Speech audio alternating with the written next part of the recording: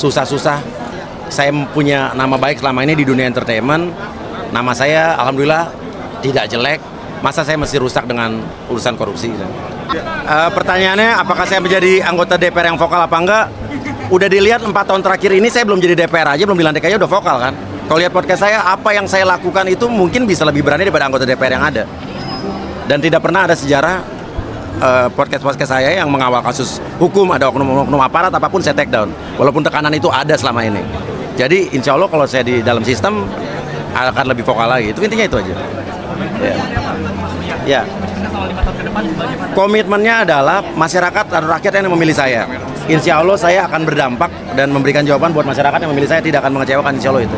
Permasalahan apa yang akan difokuskan ke depannya sebagai anggota DPR? Wah, banyak banget. Kalau masalah-masalah sosial hukum yang selama ini gua kawal kan adalah masalah pekerja migran.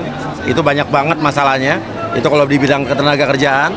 Kalau di bidang hukum banyak banget ketidakadilan yang terjadi sama masyarakat kita, di mana masyarakat kecil susah banget mendapatkan keadilan hukum dengan banyaknya oknum-oknum aparat yang ya begitulah.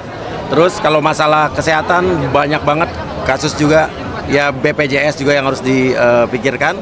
Kalau masalah pendidikan itu penting banget, apalagi Indonesia Emas 2045 ini harusnya bisa terjadi, apalagi Indonesia diuntungkan dengan bonus demografi tahun 2030 68% usia produktif. Tapi banyak contoh negara gagal yang memanfaatkan bonus demografi seperti Brazil dan Afrika Selatan. Karena ya mereka SDM-nya tidak ada matching skill dengan pekerjaan. Jadi pendidikan itu penting dan saya menyoroti pendidikan di Indonesia ini masih perlu orang-orang yang kompeten, khususnya menterinya. 5 tahun terakhir menurut saya, iya. Komisi berapa berarti? Komisi pendidikan apa BPJS tadi? Kenapa? Mau di komisi berapa berarti? Komisi 3, komisi saya antara 1, 3, 9 atau 10. Ini kan Iya. gimana cara meyakinkan masyarakat bahwa tidak akan korupsi nantinya sebagai anggota DPR RI? Oke, saya sarjana politik Universitas Indonesia. Tapi kenapa baru sekarang terjun? Karena sekarang saya udah makmur. Alhamdulillah saya udah selesai dengan duniawi. Intinya kalau dilihat dari 2021 pas zaman Covid, ya prinsip hidup saya udah berubah. Dan intinya saya pengen bermanfaat buat masyarakat. Intinya itu. Ya susah-susah saya punya nama baik selama ini di dunia entertainment. Nama saya alhamdulillah tidak jelek. Masa saya mesti rusak dengan urusan korupsi? Akan berubah image nggak sebagai seorang artis menjadi DPR RI? Saya nggak mau jadi orang yang munafik, sok-sok jadi berubah image DPR harus gimana. Ya udah tetap jadi diri saya sendiri aja. Yang penting kan adalah bukan penampilan, bukan fisik kita di DPR, tapi adalah integritas kita intinya. Intinya itu. Tapi saya juga tidak menyalahkan masyarakat yang skeptis sama artis. Kasih kesempatan dulu buat artis-artis yang terpilih ini untuk menunjukkan kinerjanya. Jangan-jangan artis-artis yang jadi DPR ini justru lebih berdampak dibanding yang bukan artis. Mas, harapannya apa Mas? Kedepannya? Harapannya DPR RI bisa benar-benar lebih mewakili masyarakat lagi. Karena dipilih oleh rakyat ya harus mewakili masyarakat.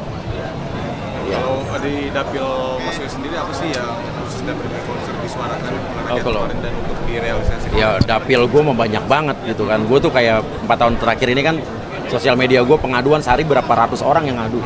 Mau kasus tadi KDRT yang dimana terjadi di mana-mana, tapi banyak orang yang lapor KDRT ke polisi, jarang yang jalan kasusnya. Tapi alhamdulillah yang gue kawal jalan. Banyak kok pelaku KDRT yang dipenjara karena gue kawal.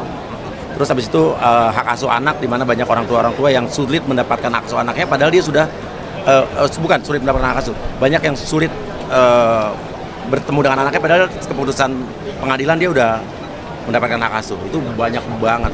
Terus udah gitu kasus-kasus tenaga kerja pasti. Kalau gue kebanyakan fokusnya pekerja migran karena gue dapilnya luar negeri juga. Itu undang-undang pekerja migran menurut gue bagus undang-undang, tapi aplikasinya yang belum bagus-bagus banget. Jadi banyak banget pokoknya. Masalah hukum paling banyak. Di Komisi 1 siap berarti yang Komisi 1 siap, Komisi 3 siap, Komisi 9 siap, Komisi 10 siap. Ini kan banyak yang di carry on begitu kan di pemerintahan berikutnya. Apa kira-kira yang harus tetap dikebut oleh DPR berikutnya? Undang-undang perampasan aset yang harus di carry on karena itu udah lama sekali. Terus yang saya tahu juga ada undang-undang masyarakat adat sama PPRT, ya pekerja rumah tangga. Itu yang mungkin harus segera diselesaikan. Bukan termuda ya, tapi salah satu termuda. Saya 28 tahun, bulan depan 29 tahun. Ya. Dan apa yang dipersiapkan menjadi anggota yang bernomor sudah di DPR RI? Ya tentunya kita mempersiapkan diri, itu sebenarnya bukan baru pada saat dilantik lah, tapi sebelum dicalonkan pun mendaftar kita harusnya sudah siap. Baik dari segi pengetahuan tentang dapil ataupun juga kesiapan diri, ya itulah kita persiapkan supaya semakin siap kita nantinya pada saat menjabat.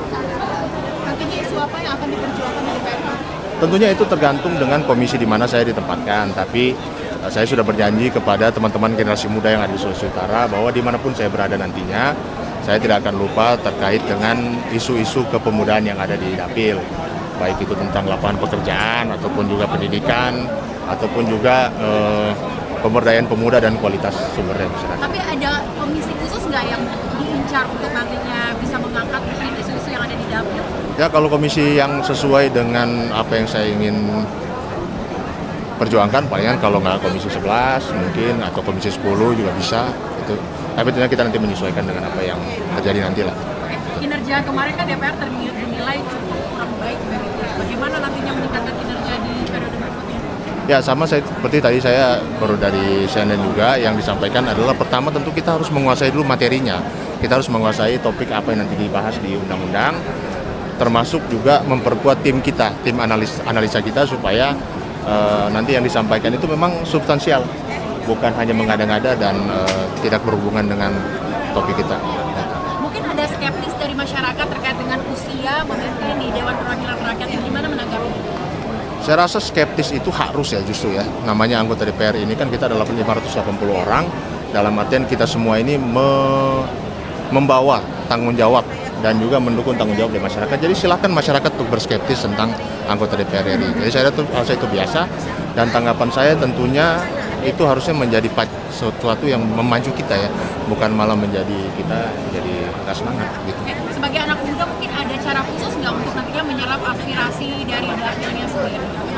Yang pasti sosial media, karena sosial media ini kan kita tahu di kolom komentar saja itu sudah aspirasi masyarakat. Jadi tentunya saya bukan hanya saya sendiri, tapi tim saya pun akan aktif untuk memantau aspirasi masyarakat lewat sosial media supaya nantinya kita nggak ada yang kita lewatkan lah gitu.